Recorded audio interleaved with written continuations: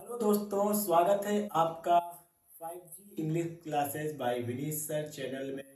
दोस्तों, जो मैंने अपना पहला वीडियो पोस्ट किया था उसमें मैंने आपको बताया था कि किन बुक्स के द्वारा आप यूपीटीजीटी इंग्लिश एग्जामिनेशन को क्रैक कर सकते हैं। मैंने वो सारी आपको बुक्स बताई थी। आज के इस वीडियो में मैं आपके लिए लेकर आया हूँ वे कौन से एग्जैक्ट स्टेप्स हैं जिनके द्वारा आप यूपीटीजीटी इंग्लिश को बड़े आसानी से ही क्रैक कर सकते हैं। तो दोस्तों, मैं आपका बिल्कुल भी समय नहीं गवाऊंगा। इस बात का मेरा प्रॉमिस रहेगा आपसे कि मैं जो भी वीडियोस बनाऊंगा उसमें आपके बहुमूल्य समय को ध्यान में रखते हुए शॉर्ट में और टू द पॉइंट जानकारी ही दूंगा। तो बिना टाइम को वेस्ट किए लेट अस स्टार्ट। फर्स्ट, सबसे पहले तो आप एक बार हमारी जो हेडिंग है उस पर ध्यान दीजिएगा। The exact steps to crack UP TGT English. First हमारा जो स्टेप है वो है have a thorough understanding of the syllabus. दोस्तों, जैसा कि हम सभी को मालूम है, सबसे पहले हमें क्या करना चाहिए, हमें सिलेबस को अच्छी तरीके से देख लेना चाहिए, समझ लेना चाहिए। वो कौन से टॉपिक्स हैं, वे कौन से पोर्शंस हैं, सेक्शंस हैं जिन पे हमारी एग्जामिनेशन में क्वेश्चंस फ्रेम किए जाएंगे। तो अगर आप सिलेबस को सही से देख लेंगे, पढ़ लेंगे, तो जब भी आप स्टडी कर रहे होंगे तो आपके मन में कहीं ना कहीं सिलेबस होगा कि हाँ ये पॉइंट्स हैं और वे पॉइंट्स बिल्कुल भी, वे टॉपिक्स बिल्कुल छूट ना पाए। आते हैं सेकंड स्टेप्स पे, to go through the previous years question papers. तो दोस्तों, जैसा कि मैं आपको बताना चाहता हूँ, थोड़ा सा यहाँ पे हल्की सी मिस्टेक हुई थी कि to go through the previous years question papers बहुत ही इंपॉर्टेंट पॉइंट है जिस पे ज़्यादातर लोग हम में से ध्यान नहीं देते हैं। उदाहरण के लिए मैं आपको बताना चाहता हूँ, अभी जो पिछली बार यूपी टेट का एग्जामिनेशन हुआ था उसमें पिछले ईयर से कम दोस्तों 60% क्वेश्चन पूछ दिए गए।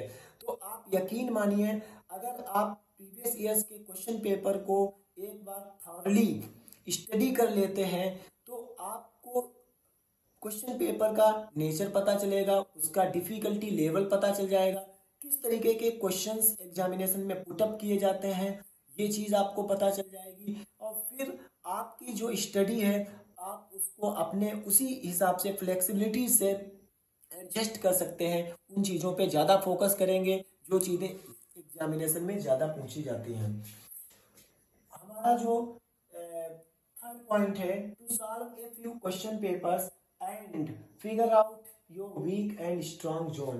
बहुत इंपॉर्टेंट पॉइंट है यहाँ पे दोस्तों, ध्यान देने योग्य ये चीज है कि जब आप प्रीवियस क्वेश्चन पेपर्स को सॉल्व करेंगे, टाइम बाउंड तरीके से सॉल्व करेंगे, जैसे कि आप मानिए कि आप एग्जामिनेशन हॉल में बैठे हुए हैं, बिल्कुल ऑनेस्टली आप उसको सॉल्व करेंगे, तो निश्चित रूप से आप कुछ ऐसे प्रश्नों ऐसे दो चार होंगे, मतलब आपका उनसे सामना होगा जो कि आपको डिफिकल्ट लगेंगे। तो ऐसे जो भी क्वेश्चंस हो, चाहे वो लिटरेचर पोर्शन से हो, चाहे वो लैंग्वेज पोर्शन से है, आपको क्या करना है, आपको उनको नोट डाउन कर लेना है और ये पता लगा लेना है कि किस पोर्शन में आप वीक हैं और किस सेक्शन में आप स्ट्रांग हैं। तो आपको अपने वीक एंड स्ट्रांग जोन का पता चल जाएगा, उसी के अकॉर्डिंग फिर आप अपनी स्टडी को आगे बढ़ाएंगे। फोर्थ हमारा जो स्टेप है उसमें first make your basics strong if you are a beginner.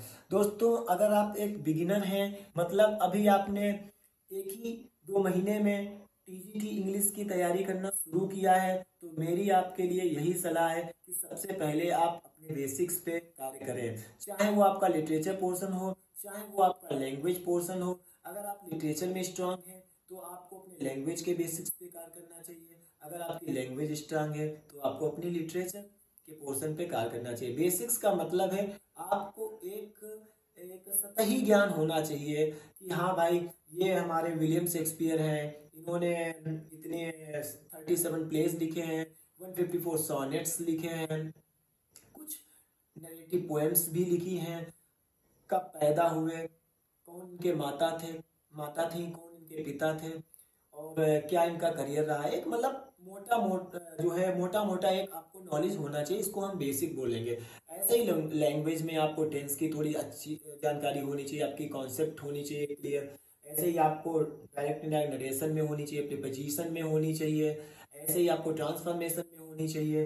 तो इसी को कहते हैं बेसिक। तो आपको अपने बेसिक्स स्ट्रॉन्ग करने हैं। जो हमारा फिफ्थ स्टेप है, फिफ्थ पॉइंट है, make a proper time table according to your need and situation.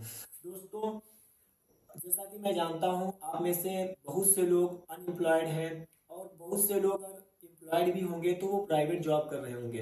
Private job करने के बाद में आपके पास समय का जो एडजस्टमेंट है वो करना मुश्किल होता है। मैं इस बात को समझ सकता हूँ। दोस्तों, मैं गवर्नमेंट टीचर हूँ, लेकिन मुझे भी मालूम है कि समय का क्या रोल होता है हमारी स्टडी में। इंग्लिश में एक कहावत है कि if you waste a time the time will waste you. So हमें अपने टाइम को वेस्ट नहीं करना है, और आप एक प्रॉपर टाइम टेबल जरूर बनाएं।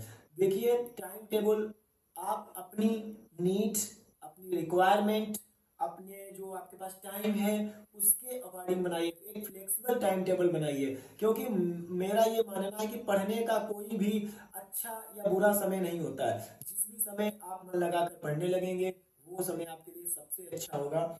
ये मेरी बात मानिए। टाइम टेबल में आप एक काम ये कर सकते हैं, जिन सेक्शंस में आप वीक हैं उसको थोड़ा सा ज़्यादा समय दीजिएगा, चाहे वो लिटरेचर में हो चाहे वो लैंग्वेज में है। और जिसमें आप स्ट्रॉन्ग जोन में हैं उसमें अगर आप थोड़ा कम भी समय दे देंगे, उसको भी मेंटेन करके रखना है, तो आपका काम चल जाएगा। आते हैं 6 पॉइंट पे, इन लिटरेचर। आज मैं आपसे ज़्यादातर लिटरेचर पोर्शन की बात करूंगा। इसका एक पार्ट 2 में जब बनाऊंगा तब आपको स्पेशली मैं लैंग्वेज सेक्शन को हम कैसे तैयार करें, कैसे कवर करें कि हम यूपी टीजीटी को क्रैक कर सकें। In literature, start with your favourite topic as it will enhance your confidence. दोस्तों, बहुत ही इंपॉर्टेंट बात यह है कि जब भी आप लिटरेचर को पढ़ें तो हमारे सामने एक प्रॉब्लम ये आती है कि from where should we begin, हम कहाँ से शुरू करें। ये एक सबसे बड़ा यक्ष प्रश्न हमारे सामने आ जाता है। हम में से बहुत से लोग कंफ्यूज होते हैं, यार पढ़ें कहाँ से, शुरुआत कहाँ से करें। तो मेरा यही आपके लिए जवाब रहेगा। देखिए, पढ़ना तो हमें अपने सिलेबस से ही है। तो एक काम आप ये कर सकते हैं, आप जैसे लिटरेचर की बात कर लेते हैं, आप अपने फेवरेट टॉपिक से स्टार्ट करिए। जैसे मान लिया आपका फेवरेट राइटर है शेक्सपियर, तो आप शेक्सपियर से शुरुआत कर सकते हैं। आपके फेवरेट राइटर है जॉन मिल्टन, तो आप जॉन मिल्टन से शुरुआत कर सकते हैं। या वर्ड्सवर्थ है तो वर्ड्सवर्थ से कर लीजिए। गॉल्सवर्दी आपको अच्छे लगते हैं तो गॉल्सवर्दी से कर सकते हैं।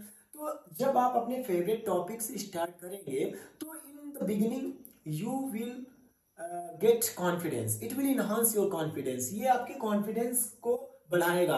और इंग्लिश में you must have heard a very famous proverb, very famous saying, well begun is half done. आपने सुना ही होगा कि अच्छी शुरुआत अगर हो जाए तो काम आधा वहीं पे हो जाता है। तो ये मेरी बात आप जरूर सुनिएगा, बाकी आपकी अपनी इच्छा रहेगी। चलते हैं नेक्स्ट पॉइंट पे, study one topic at a time and when it is finish check your knowledge with exercise. दोस्तों, यहाँ पे मेरा कहने का मतलब ये है कि एक समय में आप एक ही टॉपिक को कवर करने की कोशिश करिएगा। मेरे हिसाब से, मेरा जो अनुभव है, तो आपको परिणाम जो है अधिक चांस रहेंगे कि सार्थक मिले और अच्छा आपका एक रिजल्ट आएगा उसमें। जब आप चीजों को मिक्स करके पढ़ते हैं, एक ही घंटे में आप दो दो टर्म्स भी पढ़ रहे हो, उसी समय राइटर का वर्क भी पढ़ रहे हो, उसी समय आप कुछ और भी ग्रामर भी पढ़ने लग रहे हो, नहीं। हर एक चीज का एक समय होता है। आप एक टाइम में जब एक चीज पढ़ोगे तो क्लैरिटी रहेगी। क्लैरिटी ऑफ थॉट्स बहुत जरूरी है आप सभी लोगों के लिए। माइंड बिल्कुल हमारा डाउट फ्री होना चाहिए जब हम पढ़ाई को कर रहे हो। तो जो एक टॉपिक आपका फिनिश हो जाए तब आप दूसरा टॉपिक स्टार्ट करिएगा। और उस पर भी मेरा आपसे यही कहना है कि अब जब एक टॉपिक आपने समाप्त कर दिया, मान लिया कि आपने शेक्सपियर का कोई प्ले समाप्त कर दिया, तो आप उस प्ले से संबंधित जो ऑब्जेक्टिव क्वेश्चन है उनको चेक कर सकते हैं कि आपने उस टॉपिक को कितना अंडरस्टैंड किया है, कितना समझा है। ये बहुत ही जरूरी चीज है, ठीक है। उसके बाद में हम नेक्स्ट पॉइंट पे आते हैं, when study the writer's work like poem try to find out its source form metre subtitle if any. दोस्तों, इसका मतलब यही है कि जब आप किसी भी राइटर के वर्क को पढ़ रहे हो, उदाहरण के लिए उसकी कोई पोएम, उसके द्वारा रचित कोई कविता, तो आप एक काम ये जरूर करें। जैसे कि मान लो हम बात करते हैं वर्ड्सवर्थ की कोई कविता है। जैसे बात करते हैं लीच गेदरर की, तो सबसे पहले आपको ये पता करने की कोशिश करनी चाहिए कि लीच गेदरर का सोर्स क्या है। अगर कोई सोर्स है तो ये बात मैं आपसे कह रहा हूँ, उसकी फॉर्म क्या है। फॉर्म का मतलब ये है कि वो लीच गेदरर एक क्या है, मतलब लीच गेदरर कोई एलिजी है या कोई लिरिक है या वो कोई ड्रामेटिक मोनोलॉग है। इस तरीके से जो है उसकी पोइट्री फॉर्म क्या है, ये आपको जो पता करने की कोशिश करनी चाहिए, क्योंकि फिर बाद में फिर सेम वही चीजें आप अलग से पढ़ोगे। और जब आप एक ही बार में ये जब आप पता करने की कोशिश करोगे, अपने स्वयं से ढूंढोगे, तो ये चीज आपके माइंड में प्रिंट हो जाएगी दोस्तों, और आप इसको फिर बिल्कुल भी नहीं भूलेंगे। उसका मीटर पता करने की कोशिश करिए। ट्रेजा राइमा में लिखी गई है, स्पेंसरियन स्टेंजा में लिखी गई है दोस्तों, ये बात आप जरूर पता करें। दूसरी चीज है जैसे कि इसका अगर कोई सबटाइटल हो, अब जैसे कि आप देखें सबटाइटल का मतलब यहाँ पे ये है कि क्या उसका कोई दूसरा नाम है।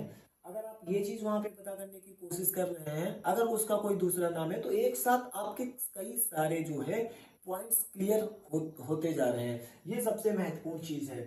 फिर आते हैं next point, give special attention to literary terms, movements, figures of speech and criticism separately. मतलब ये है दोस्तों कि ये एक ऐसा टॉपिक है, मैंने देखा है कि पिछला वाला जो पेपर हुआ है, जो हमारा 2021 में हुआ था, उसमें क्या हुआ दोस्तों कि लिटरेरी टर्म्स से जैसे कि उन्होंने नोबेल पे पूछ लिया था, और उन्होंने मेमार पे पूछ लिया था, और उन्होंने जो है एक दो चीजें और पूछ ली थी, मोनोलॉग पे पूछ लिया था। तो इस तरीके की जो चीजें वो पूछ लेते हैं, इस पे हमें थोड़ा सा अलग से टाइम निकाल के ध्यान देना चाहिए, क्योंकि इस पे भी कई सारे इंपॉर्टेंट क्वेश्चंस फ्रेम किए जाते हैं एग्जामिनेशन में। फिगर्स ऑफ स्पीच पे निश्चित रूप से 2 या 3 क्वेश्चन जरूर पूछे जाते हैं। आप अगर प्रीवियस क्वेश्चंस को देखिएगा तो पाइएगा। क्रिटिसिज्म पे दोस्तों जरूर थोड़ा ध्यान दें। माना कि इस पे लोग ध्यान नहीं देते हैं, लेकिन मान लिया अगर दो या तीन ही क्वेश्चन आगे जाए, ट्रेजेडी की डिफिनीशन जो अरिस्टोटल की है उस पे ज्यादातर जो है क्वेश्चन फ्रेम कर दिए जाते हैं। तो मतलब उसके अरिस्टोटल ने क्या क्या प्लॉट और उनका क्या जो है अन्य जो टाइप हीरो मतलब कैरेक्टर है, इस पे अलग से ही आप समय निकाल के ध्यान दीजिएगा, तो मेरा मानना है कि आपके अच्छे चांसेस रहेंगे।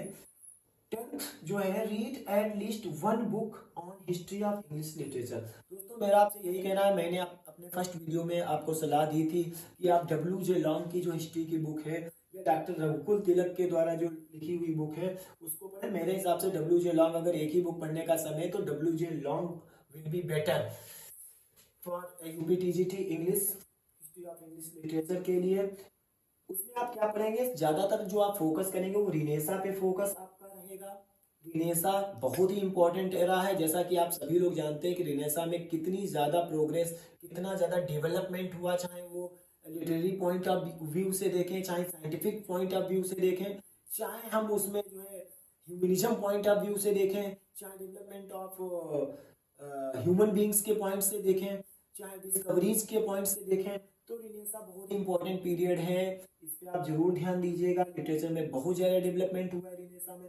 फिर बात आती है रिनेसा के जो भी इंपॉर्टेंट पोएट्स हैं। रिनेसा में भी अलग अलग जो आप देखें छोटी छोटी एजेस चली हैं, जैसे कि हम बात कर लेते हैं एलिजाबेथन एज, जिसको कि गोल्डन एज कहा गया है, आप सभी जानते हैं, जिसमें हमारे महान शेक्सपियर जिन्होंने जन्म लिया, स्पेंसर, ठीक है, बेकन, ये सारे।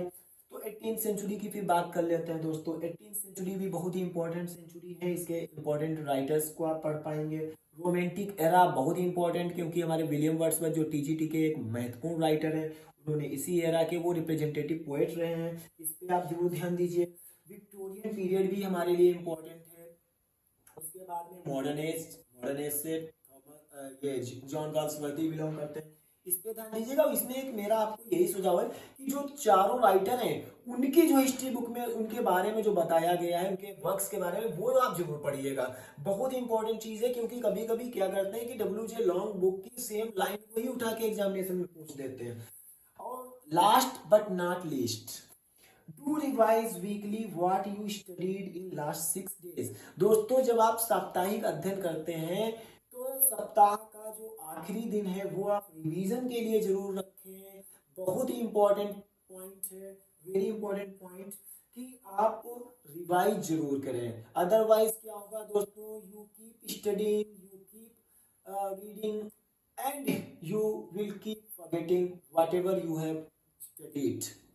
जो आप पढ़ चुके हैं वो आप भूलते चले जाएंगे, but when you revise weekly and monthly also, it will be permanent in your mind and you will not forget it. तो चीजें, things will be printed in your mind. फिर क्या होगा, there will be no confusion, कोई confusion नहीं होगा और आप निश्चित रूप से एग्जामिनेशन में अच्छा करेंगे। आज के वीडियो में बस इतना ही। मिलते हैं आपसे नेक्स्ट वीडियो में कुछ इंपॉर्टेंट चीजों के साथ, बिना आपका समय गवाए। Thank you very much for watching my channel and don't forget to subscribe and like and press the bell icons for this channel. Thank you very much.